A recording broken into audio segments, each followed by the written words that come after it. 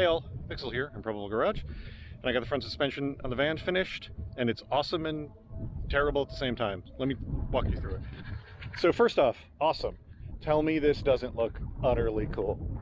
Totally badass, big fat meats, mag wheels, like holy shit, this looks so cool. Gotta love it. Like,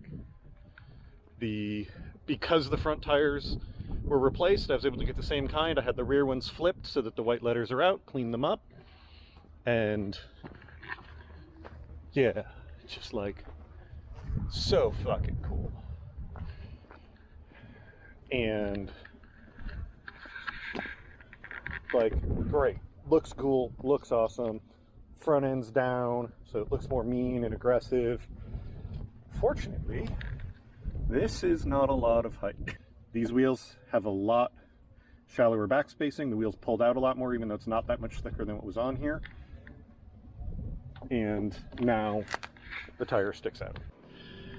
So what does that tight clearance and wider back spacing mean? Well, basically this.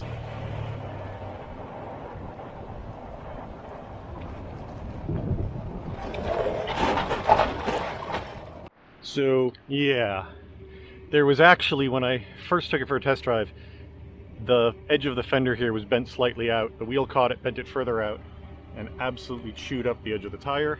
I've since hammered this all in, so now it's just flat rubbing, which is producing less damage, but not no damage. And it's the same on the other side. This tire's not really showing as much damage because it never had that first initial thing. But obviously, that's not a good long-term situation. One of two things has to happen. Either A, I need to bring the front end up some to not do that, or B, I need to get a tire with a deep enough backspace that they don't intersect. The wheels I had on it before might be okay. The stock wheels almost certainly would be okay, especially if I put these shorter tires on it, but then I'd have steelies. So I'm not quite sure what to do yet. Suspect what I'm going to end up having to do is put the stock spindles on and lower springs or cut the springs, but I'm also looking into possibly just putting a puck in that raises up the spring slightly, you know, like a spacer, so that I can gain like an inch, so while the spindle's down 2.5 inches and end up, you know, a little bit higher. But it's kind of a bummer because I love the look is amazing, but it's undrivable like this. Yes, I was driving it hard to make sure it showed you that, but I took a trip today, regular street roads, highway, and was just listening to that regularly the entire time. And I need to not drive it anymore until I fix this so that I don't destroy those tires anymore right now. Right now all the damage is in the tread, so it's fine. It's not going to affect the safety of the tire, but if I do it long enough, I'm going to end up probably blowing a tire. So I'll catch up with you once I have the plan in place. All right, and it's a few days later. I placed an order, it's just showed up. It's upside down because I cut the wrong side of the box. These are Moog set of 6454 coil springs. These are the heavy duty coil springs for this van. They're very slightly thicker. It's actually not that much. It's like 0.79 of an inch versus 0.82 of an inch. The other dimensions are basically the same. They're just very slightly bigger in this dimension because I guess they must wind them around the same thing, and the thicker diameter affects it. These are, the theory behind these, and it is very much a theory, is these are brand new as opposed to whatever amount of sagging those have done, and these are very slight, you know, these are beefier, so theoretically the whole van will be higher to begin with, so that'll gain me back some of that 2.5 inches I lost. And then these will be less likely to compress, so they'll in theory keep the tire from coming up as far, and so hopefully that'll fix my problem, and hopefully these won't be miserable ride wise, because I just realized today that I messed up and put the stock spindles in the wrong pile of metal, and they've already been scrapped. Not by me, friend of mine. I basically was like, hey, take all this scrap because I don't need it. So I don't actually have the factory spindles anymore. So if this doesn't work, I need to either put in a spacer under this, or I need to locate a set of factory spindles, which just, I had two of them, two sets, one with the front end I bought, one with the front end of my van, and now I have none, and I'm going to buy more if this doesn't work. So let's hope like hell this works. Well, I got the first spring in, but hoo boy, is it turning into a whole thing. So I was trying to pop the lower ball joint to swing the arm down to get the spring out. That's the obvious thing. This would not pop out, even though it's all brand new. There's literally dents in the side of this from me hammering on it so hard trying to crack this loose. Can't use a pickle fork because I'm going to tear that boot under there. So that just would not move. So then I decided, well, if I can't get that into the controller mount, I'll get the other into the controller mount.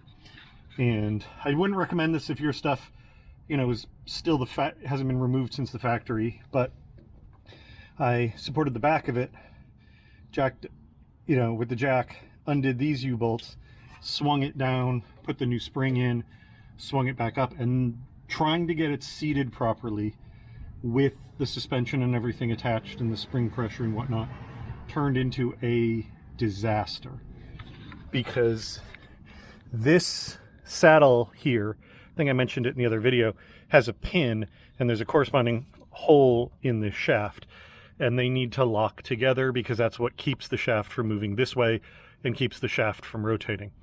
And when I first jacked it up, it was like rotated very slightly and shifted over just very slightly, and getting that in position turned into a whole thing. If you're ever in this position, let me give you the two hints. If you need to move it this way, ratchet strap to, there's a hole in the frame over here. So I've got the ratchet strap hooked to itself, ratchet it. That allowed me to put tension on it going this way because it seems to want to go the other way. I think the way the suspension is lined up, it wants to kind of kick out that way. And then for rotational issues, what you need to do is loosen both of these nuts. And then the end of this has got two flats on it. So undo one of the nuts, grab this with a set of vice grips, loosen the nut on the other side, and then you can use the vice grips to tip it back and forth. And like between those two things, with like this U-bolt I had on loosely just to keep the whole thing from poinging off in some random direction. Between those, I was eventually able to just get it to kind of go thunk and drop down. And you'll know it drops down because the edge of this saddle will be tight against the shaft. If there's any gap there, it is not in the right place and you have to keep messing with it. So what I'm going to do now is put this U-bolt in as well, tighten those down good and hard, and then loosen this up, get the jack out of here. And then just like when I built the suspension, these end bolts can't be tightened down until it's on the ground and has been bounced once or twice so that the bushing is in the right place, because you tighten beforehand, you preload the bushing in this direction. So when the weight of the vehicle comes up, it's already tensioning the bushing and it'll wear the bushing out much faster. The spring appears to be just slightly off seat in here. I think it's rotated a little bit, but I'm pretty sure that I can just kick over into the right place once I get it there. I wasn't trying to get this perfect once I was having so much trouble with that, because I can just kind of I think I can just bonk the end of it here and get it to rotate the little bit it needs to drop down into the spring pocket, right? Such fun. All right, we're back together. In that this is all tightened back up there and the jack's no longer supporting it. And I was right. What I just did was took a fat punch, stuck it on the end of the tang and whacked it, and it rotated around and dropped in. And so now it's in the right place. The top is definitely in the right place, so the stuff wouldn't have gone back together again. So that's all good. I'm going to finish up the details and get the tire on and get this side back down on the ground. Actually, no, I'm not going to bother because I got to do this. Oh god, I got to do this. Lucky, this one popped. I literally hit it once, popped right out. And yes, I had the jack under it and the nut on when I did it, so I didn't launch the spring. So that's good. However, my tire has a growth. I don't know how. Oh, there you go. I should be able to see that. Yeah. Brand new tire, giant bubble in it. So that's going back to the tire shop. That'll be fun. All right, we're all back together. I drove it back and forth a little bit here, very aggressively, like accelerate, slam on the brakes, accelerate, slam, to give the suspension the maximum chance to bounce around and settle. This side might be a little low because I let a little air out of this tire because the bubble's kind of making me scared, but it was almost exactly 28 inches to here before. So just over 29. So I've gained an entire inch of height. How much that'll stay once those settle, I don't know, but that's an improvement. That gap is bigger now, so I'm way less likely to whack that tire. So hopefully this will have fixed it. All right, it's a little bit later. I brought these to the tire shop because of that bubble. I didn't realize, but our local tire chain, Town Fair Tire, gives you a limited amount of time that's called like a test drive. So if you don't like the tires you got, you can exchange them for a different brand or something. And they were willing to, under that, give me one size tire down. So, or two sizes actually, because I went from a 235/70 R15 to a 235/60 R15. The stock tire is a 235/75 R15. So this is going to be 10% shorter. Oh yeah, so if you don't know the way tires work, the first number is the width of the tread in, I want to say millimeters, but now, anyway, the first one's a measurement of the width of the tread. And then the second measurement is this here, but not in the same measurement. It's a percentage of the width. It's a really dumb way to do it, frankly. But yeah, it's a percentage. So a 235/60, this is 60% of this. And then the R15 is obviously the rim size that it fits on. So we're gonna pop these on. Hopefully that extra height will give me the clearance I need for this to not rub like it was. And then once we have these on, I need to investigate some noises at full lock, which I think are just this tire hitting stuff that it didn't when it was 2.5 inches lower relative to everything. But we'll find out. I may end up putting those on after I get out of work. I just realized I gotta go grab lunch. But anyway, we're gonna pop those on and then take it for another test drive. I'm not putting them on right now. Oh, hush. So I'm not putting them on right now because I went to go get the lug nuts and washers and discovered that they really mashed the lugs into the washers last time and bent the hell out of them. And there's now the impression of the lug nuts in the bottom of them. So these aren't gonna seal properly. I don't know how I missed this before, but yeah, or not seal properly. These are gonna be, they're gonna be pressed into the wheel on this little edge, and that's gonna be taking all the torque. So I need to order new offset washers and wait for those to come in, and then I can put those wheels on. All right, so I managed to get those things that I needed, and not the way I expected. I expected I was gonna have to order them online and wait a couple days and whatnot. And then I was like, you know what? Maybe somebody local has it. Did some Googling. None of the local auto parts stores had them. But then I was like, I wonder if there's any speed shops around here. And did some Googling and found it was Andy's East Coast Speed in Cranston, Rhode Island is where I ended up going. Amazing place, absolutely an old school speed shop and hot rod shop. 65 GTO up on the lift in the shop, just, you know, all kinds of stuff.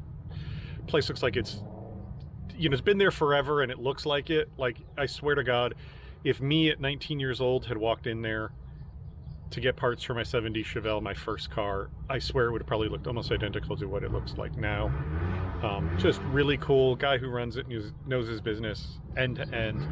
When I called and said I needed the offset washers for a set of wheels, Unilug wheels, he knew exactly what I was talking about. Started asking me which type I needed.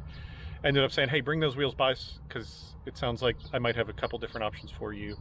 And so I did. Great time chatting with the guy and everything. So let me show you what I found. So this wasn't cheap, but I paid I can get it now here from a local business tax, and I'm totally fine with that. That was where I put everything. I forgot. So these are two caps for those wheels, which I wasn't expecting to pick up, but he had them, so I grabbed them. And then he actually pointed out that since these wheels don't have a recess like my rear wheels do, I can just use this style. Come on. you know, and do it like that. And yes, this is visible, but that's a totally valid and safe way to do it, because this is the wide 5.5, so they're not floating in the middle, they're up against the ends. So I ended up getting, I needed 10, I ended up getting 12. I needed 10 washers, I ended up getting 12 because a couple spares aren't a bad idea. Ditto, I got a couple spare lug nuts because the shop kind of chewed up some of these real bad. And then he had one pack of these, which is why I didn't use just those, but I got some spares of these for the back wheels, because given how badly these got trashed, it's a good idea to have some spares. So that means I can get the wheels on today and find out whether they fit. So let's do that now. All right, well, I may have gone too far, because this is a 60. I had a 70 before and it was up around here. So I probably could have tried a 65, because this is almost as much as the factory gap, I think. But I mean, the front of the van is still down, so it's still got that rake to it that I wanted. So, and if this hits, if that hits, well, then I got bigger problems. So I'm going to take it for a spin later, find out if it hits or not. And if it does, then I don't know what I'm doing next. Find some new wheels. If it doesn't hit, then I'm all set.